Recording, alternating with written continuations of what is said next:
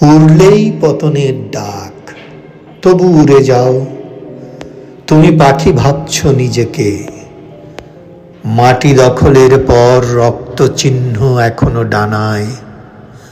আজকে নেমেছ তুমি আকাশ দখলে, শিরস্ত্রাণে হেসে উঠছে নক্ষত্রমণ্ডলী।